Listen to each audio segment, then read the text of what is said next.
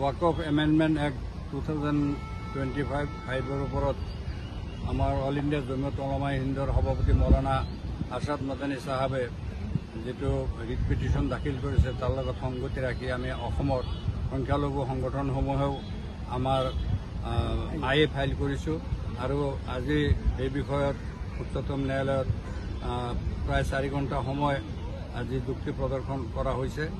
আমাৰ পিটিশনৰ পক্ষৰ তৰফৰ পৰা আমাৰ বৰিষ্ঠ উকিল আমাৰ কপিল সিব্বাল সাহেব, ৰাজীৱ ধাৱান সাহেব, আহমদী সাহেব আৰু অন্যান্য জ্যেষ্ঠ অধিবক্তাসকলে তেওঁলোকৰ গুৰুত্বপূৰ্ণ বক্তব্য ৰাখিছে আৰু কপিল সিব্বাল সাহেবে ওয়াকফ নতুন আইনৰ প্ৰতিটো দফা তাত পাঠ কৰি প্ৰতিটো দফাত কি বিসংগতি আছে, আইন বিৰোধী কথা আছে, মুছলমান বিৰোধী কথা আছে, সব মহামান্য আদালতত তেওঁ এটা এটাকৈ ভাঙি পাতি কৈছে।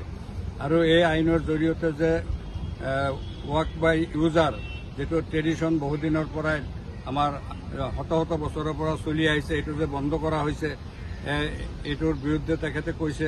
লগতে ৰেজিষ্ট্ৰেশ্যন সম্পৰ্কত নতুনকৈ যে আইন আনিছে এইটোৰ বিষয়ে আপত্তি কৰিছে। লগতে ওয়াক বোৰ্ড গঠনৰ ক্ষেত্ৰত মেজৰিটি হিন্দু মানুহৰ কথা যেটো আনিছে তাৰ ওপৰতো মানে আপত্তি প্ৰদৰ্শন কৰা হৈছে। মুতুৱাল্লি চিষ্টেম যেটো উঠাই দিয়া হৈছে তাৰ ওপৰত আপত্তি কৰা হৈছে। নতুনকৈ ডিষ্ট্ৰিক্ট কমিশনৰ ওপৰত ডিসপুটেড ল্যান্ডৰ ওপৰত যিখিনি অধিকাৰ দিয়া হৈছে তেওঁক মানে সেইটোৰ ওপৰত সিদ্ধান্ত লোৱা তাৰ ওপৰতো অভিযোগ কৰা হৈছে বা সেইটো প্ৰতিবাদ কৰা হৈছে। এনেকৈ গোটেইবিলাক কথাৰ ওপৰত আইনৰ প্ৰতিটো দফাৰ ওপৰতে কি কৰা হৈছে। আজি আমাৰ কপিল সিব্বাল সাহেবে বিৰোধ কৰিছে আৰু যুক্তিসংগতভাৱে কথাবিলাক সাংবিধানিকভাৱে উপস্থাপন কৰিছে। লগতে এই আইনৰ দ্বাৰা যে সংবিধানৰ দফা number article number 14, article number 25, 26 আৰু 29 ভাইলেট কৰা হৈছে এই কথাখিনিও তেখেতে স্পষ্টভাৱে মহামান্য আদালতত জনাই দিছে। প্ৰায় 4 ঘণ্টা সময় তাত যুক্তি প্ৰদৰ্শন হৈছে। আজি গুচৰীয়া পক্ষৰ যুক্তিখিনি মহামান্য আদালতে শুনিছে। অহাকালি আমাৰ ইউনিয়ন গভৰ্ণমেণ্টৰ ফালৰ পৰা আমাৰ সলিচিটৰ জেনেৰেলে তেখেতৰ যিখিনি ক'বলগীয়া আছে প্ৰায় 3 ঘণ্টামান সময় দিয়া হ'ব। অহাকালি বা ডে আফটাৰ টুমৰো এনেকুৱা হ'ব পাৰে, এতিয়ালৈ ফাইনেল হোৱা নাই। আমি কজ লিষ্টটো চালেহে গম পাম।